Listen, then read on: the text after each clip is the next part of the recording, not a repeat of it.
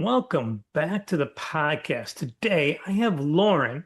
Lauren, thank you for joining me as a first-time guest. I want to know what got you into comic books and made you a lifelong fan. Once, thank you for having me on the podcast. I do enjoy listening to some of the episodes, some really cool stuff. And I'm glad you're documenting things because some of our creators are getting a little old in the tooth, and we want to make sure that we got all of that knowledge is somewhere that folks can access. Though comics goes a little further back for me, funny enough. So when people we used to have physical newspapers, there was this section most of us called the funnies. So that's our first interaction with, I think, at one point for a lot of people, comics. And then I discovered my mother brought actually, it was a trade home of the death of Superman. And now she's never explained where she got it from or any of the story behind it, but she had it in the house. And I probably read it over 200 times. So that's my intro into getting into comics, really. The physical newspaper, reading those shorts, to my mother bringing home a couple of trades and just reading those over until I got older, where you can go and get your own kind of comics. For me, it was more digitally because where I lived in the South Bronx, there were no comic book stores, so you didn't have easy access to those sorts of things. And that's something I try to emphasize a little bit on my channel, that most people do not have physical access to a comic book store. So maybe you need to have your comics in places where people have access to them in the first place. So that's how I got my start in comics. So, Lauren, tell the fans a little bit about yourself. Yeah, sure. So I have been in entertainment for about 20 years now. I started out in kind of the music business and also in traditional publishing. So for like Random House, this is before they had the kind of acquisition or merger with Penguin. And later, like years later, I wind up doing some work at Random House as well as work with Penguin eventually during that merger as well. I've worked with some folks in the YA space of publishing, doing beta reading, turning around and helping with marketing and things like that. When we had book trailers and those things was a little bit different.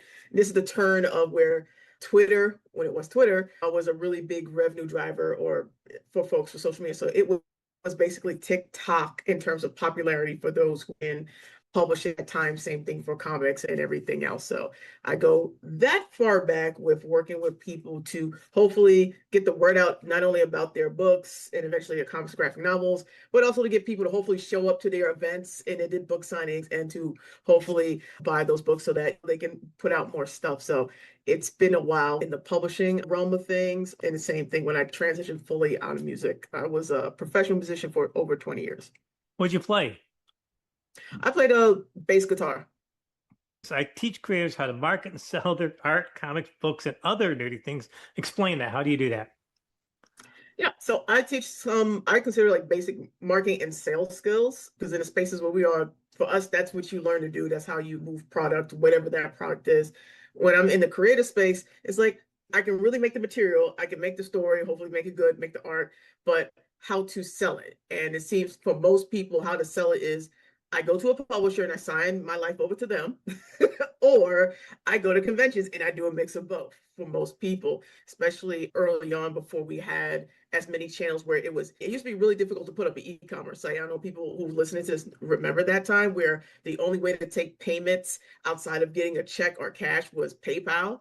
And that was still relatively complicated. So for those of us who are old enough to remember that, there wasn't too many viable options that made taking payments and selling online by yourself. There are a lot of people who had to beg a printer to print their stuff anyway, just to have books on hand to sell out the trunk of their car or go to a convention and sell. So I was like, you know what? Let me teach them about how to build an email list. Let me teach them how to write sales promotions for themselves to, even if it's just coming to see you at a convention and getting your commissions. So I've been over the years trying to impart that wisdom and knowledge that for some of us it took us a lot of money to figure that out and making some terrible mistakes. I'm a creator myself. I have wasted tens of thousands of dollars. So I try to prevent people from, hey, but let me teach you this, let you start learning how to do this, and hopefully you won't make some mistakes I've made or other creatives who have come up during our time who wind up leaning into marketing and sales for other people. So it's all trying to, because they create the things I want to read or I would like to look at or I want to see grow maybe into maybe movies and TV, which is a space I always work in. So I just try to do my part in providing this type of education because when some of these folks go to art school, they don't talk about this, right? And we also have a lot of people who are self-taught and they don't know, well, where to go, where would I learn to market, promote myself? And everybody follows what the next person does. Even if the next person is doing something that's not really working, they're not going to tell people that what I'm doing is not really working. So I'm hopefully breaking that cycle and creating a more positive, profitable cycle for everybody involved. So what tools or platforms do you consider essential for creators if they really, really want to grow their audience? I've been a veteran in the entertainment industry for a long time, and I've seen the worst people who are great people become very depressed, or unfortunately, some of our colleagues are not here anymore, right? For various reasons. And like for basic tools, I always emphasize get you an email list. You want to turn around and have a tool for that. MailChimp used to be one of the big ones. I don't endorse MailChimp. I don't like it as a platform. I haven't for many years. So for example, kit.com is you can actually get email lists and start it for free and get up to 10,000 subscribers. So I usually say, go over there. You got 10,000 subscribers that you can have for free without having to pay anything while you're building out. So you want that because that's going to be for a lot of people. It will become your biggest promotional and revenue driver for you if you're consistently building your list, because then you let people know what conventions you're at. You could pre-sell your commissions before you get there. If you're an artist, you could do your own book pre-sales if you want to. You could drive people to your Kickstarters if you want to. For those of you listening who are signed to publishers or that's the path you're looking to go, they're going to be leaning on you heavy to promote the book, because most publishers, a lot of them, they don't have the money to market you and they don't have the expertise to do it currently. A lot of people are fans, especially in the indie comic book space. They're fans of comics and they thought, oh, this would be cool to be a publisher, and they don't even know what a publisher does. And so that's why you see some folks with probably really good material and it doesn't really sell well. So since it's going to lean heavily on you as a creator, whether you're an artist or you're the writer on it, it's essential that you have a way to have your own, what we call owned audience in our space. So great, you have a great TikTok, you got 100,000, 50,000, even if you have 3,000 people, convincing people to go to your email list is going to be essential for you to be able to continue to communicate with those folks going forward. So you definitely want that. So what skills do you think creators need to stay competitive in the industry today because there's so much competition in books and comic books and Kickstarters and all that? In terms of skills, as much as, because a lot of creators, a lot of you focus a lot on, I want to draw the best story possible. I'm glad that you're focusing on those particular skills, drawing and storytelling, right? Two big skills that a lot of you either or, whether both or you lean to being a writer, really important. You also need to know how to market yourself as well. The ability to convince people to even give you a second glance is an underrated skill in a creative space. And if you can do that, you will be able to build your list and test whether or not the story you put out is something that the market wants or your audience that you want to speak to specifically wants. So learning even just a tiny bit, like there are folks who are really good at social media. So they're good at building the social media audience on their account. And that's great. As soon as you learn how to build that, for those of you who your affinity is more like, hey, I can build a TikTok account and I can get 10,000 subscribers. That's beautiful. I'm glad for you. That means you just need to learn how to convince some of those people to be on your email list. And if you can do that, you can have a really good career, because you'll be able to turn around and constantly promote your work and sell and create those bonds that make people become those lifelong fans that show up to every single convention, buy everything you say, bring people along. And that's what we're looking for as creators. We're trying to create that core group of true fans that are fans of us. Even if they don't like the material, they'll give us honest feedback, but they still support us. That's what you really want. That's what's going to allow you to create a business out of what you do, and that can be sustainable, because I know we would like to do more than pay our bills. So how do you help artists identify their audience instead of trying to appeal to everyone? That's a good question. So a lot of times I ask them like, who's this book for? Who's this comic for? And say it's for everybody. I was like, not with this girl only in her bra and panties in is for everybody. So we're gonna go through this again. Are we looking for an adult audience? Is this gonna be, if this comic book is pulled out at work, will they get fired? Will they be brought to HR? Is it one of those situations or that? So we narrow down, especially if they've already created the book, because a lot of times the people I talk to, they've already created the book. So it's not like we can start from the beginning at this point, because they're trying to market this current book. So I go through the book with them. I was like, okay, let's get someone in trouble at work. Okay, no. All right, good. So it's not safe for work content. That's great. Put that to the side. So Is this something that someone will be comfortable? A soccer mom, conservative soccer mom, will be look at that comic and say, I'll buy that for my 12-year-old. Is it that kind of media? Nah, it's a little bit racy here. Okay, that's thrown out the window. So it's not really kids content, right? So I go through that kind of 20 question sort of thing if the book is already created. However, if they're already if they're in the beginning of the creative process where they want to make something, they might have an idea. Maybe it's a fantasy or it's a superhero idea. I look at who would you be happy to come to your table if you're at a convention? Would you be happy if 20 kids showed up? Or would that frighten you? Or would you be happy if a bunch of grown men came up and said, "Yeah, dude, I love that." Who's the people you want to approach you at your table at a convention? And that's when people start, oh, I wouldn't mind a whole bunch of this and that. And that's how we start to narrow down who our audience actually is. So, how important is it social media for these creators to use, and what platforms would be best for them? Okay. Social media is more increasingly important. I think it's essential. I think it used to be a time, and I've gone through this even with book authors where you didn't have to do the marketing or you had to do very limited stuff where the publisher call you, okay, I need you to show up to these places, you're on tour. Okay. And then the most they had to interact with the public as much was really, I'm doing book signing. Other than that, they go disappear, go write what they need to write and go through their editor. And that's it. Those times are gone. And particularly in the comic book industry, probably didn't really exist as much after a certain period. So if you are going to be a comic book creator, whether you're artist or writer, you do need some type of social platform because a lot of times for those of you, especially looking to get signed by a publisher and or you're trying to take this comic or this series, graphic novel, and you're going to try to turn it into an animated something, that means you have to raise money. That means people are going to have to vouch for you and put you through those channels. They are asking where your social media handles. They are looking and putting bots on your account to see how much your engagement actually is. That, for a lot of people, is the determining factor on whether or not you potentially get a deal. So in terms of platforms that are good, I would say it depends on artists, but this is what I will say for this. YouTube is TV. So if you want to claim your YouTube channel, right? I need you to claim your YouTube channel, your name, whether it's your name or it's your pen name, whatever it is. I need you guys to claim your YouTube channels, right? TikTok is good because also short form video.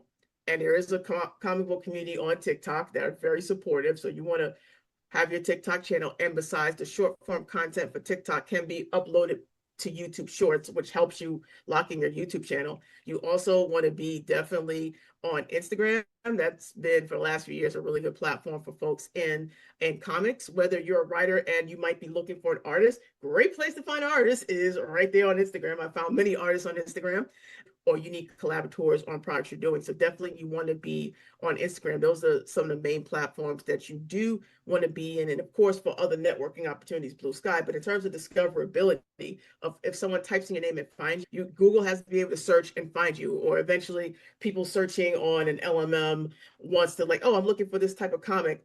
Is your name going to pull up? They're looking to see whether you're on Instagram, you're on YouTube, you're on TikTok. Reddit's another thing that does come up on there as well. But you definitely want to be on a platform. You're in a visual media. You want a platform that is visible. I would also say claim your name on Facebook too. Okay. You don't want somebody claiming your name on these other platforms. Please claim your name on Facebook.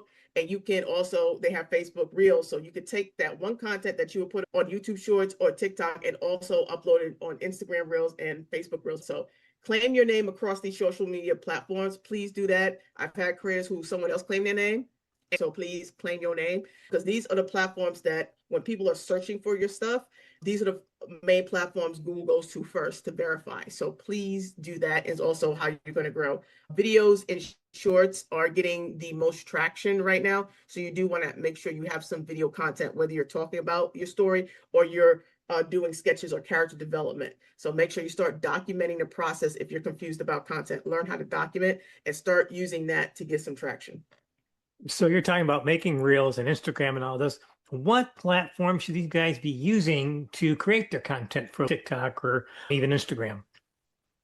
Yeah, you can use your phone first when you're recording shorts, and then of course you're going to edit it. You can use CapCut. That's a free software. If they want to pay for it, fine, but it's a free software you can use. The setup doesn't have to be complicated, right? as well as those platforms allow you to go live. So I get a lot of engagement when I go live on TikTok, but also when I go live on YouTube, I also get a lot of engagement because people watch live form content. Another platform that has a nice artist community and artists will, if they find you, will support you is actually Twitch as well if they want to go that far. So doing that, being able to, let's say, go on TikTok and go live, you can actually download your lives from TikTok and cut them up. So for me, I use Opus Clip. So I'll take my videos that I've done from my lives on TikTok or on YouTube, and I'll put them into Opus Clip and I'll have it cut up, and then I'll just go and make sure the editing is fine. And then I'll upload those. So it creates the primarily editing for me, so it saves me a lot of time. That's what I suggest for some of my other creators, especially if they're shorter time. Some of you guys are actually really good editors. I am not, so I get my extra help. So it's up to you and where your skill set is.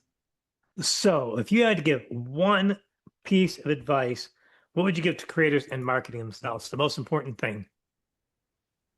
Okay, so if I give one thing, know who your audience is. Everything we do in marketing, everything we do in sales is based on who our audience is in terms of, and by audience, let me clarify, because you can have an audience of people and they like watching your stuff, they like looking at it, they like clicking on it, but they never buy.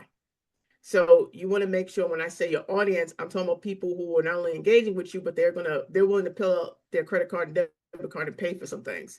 That's the people. You need to find out where they are, the stuff they're like, because you're catering everything you do in your marketing, how you say your messaging, how you maybe cut videos. So if you know that, hey, you know what, I like to make superhero content. Let's say my comic book is about a small time guy who discovers he has superpowers and is trying to fight, I don't know, the cartel that's coming in their town and taking over and saving people, and that's the story you want to tell. Then you got to make sure that the people who would read it are people who are willing to maybe kickstart for those you crowdfunding or are willing to meet you at a con and buy your product and everything you do, because they're going to have tells as to what they like. They're going to be like, oh, I like Yellowstone's my TV show. Cool. That you're going to turn around and make those references in your marketing to help attract more of those people. So if you do nothing else, please be clear on who your comic is for, who's going to enjoy it, who's going to follow you on Kickstarter. Those are the folks you want to cater your messaging and your marketing to. You focus on that and you keep grinding on that, you'll be fine for most of marketing because everything else will become very tactical. But if you know who those people are, it makes life easier. Lauren, before we wrap this up, you get the last word. Any final thoughts? I think we're at a time where we have folks who are very old school and they are giving bad advice to folks, and folks, out of respect, do not want to call them out on it. There are people in this industry I have known of for 7, 8 years, and I've consistently, when they decide to show up on social media and talk, creators horrible advice that does not apply to them in a world that no longer exists. The comic book industry in the United States has changed significantly since the downfall of Diamond. You have comic book stores, or LCSs, have the ability to ship back books, something they did not have before. And for those of us who are in the book industry, that means that you can get chargebacks. So we have our smaller publishers, many of which have perished over the last few years or the last few months with the fall of Diamond, who are no longer here. But those who are still here, I think a lot of them, or a good chunk of them, are going to be in danger too, because now they'll have to deal with an extra expense. So as a creator, whether you're choosing a publisher or you're at a publisher, it is imperative that you start to educate yourself about the basics of business of the industry you're in, and understanding that you are no less of a comic book creator, writer, artist than somebody else who's sitting in a comic book store, than somebody else who is writing for Marvel or DC or Dark Horse. If you're producing your comic and you're getting people to buy it, whether it's through a Kickstarter or you're selling at a convention, yes, you are a professional in this industry. Do not let those people make you feel bad because they came up in 1982 and didn't get a chance and they ain't never sold $1 million worth of comic books, and make you feel bad because you're able to sell 1,000 or you're able to sell 11,000 comic books just because you show up on TikTok Live. Do not let those people make you feel bad. What's working for you, you keep using what's working for you, and you don't need to be validated by being in someone's comic shop in which your audience don't even go to. Lauren Hazel, this is a great podcast. Thank you so much for joining me. No problem. Pleasure. I'm happy to come back.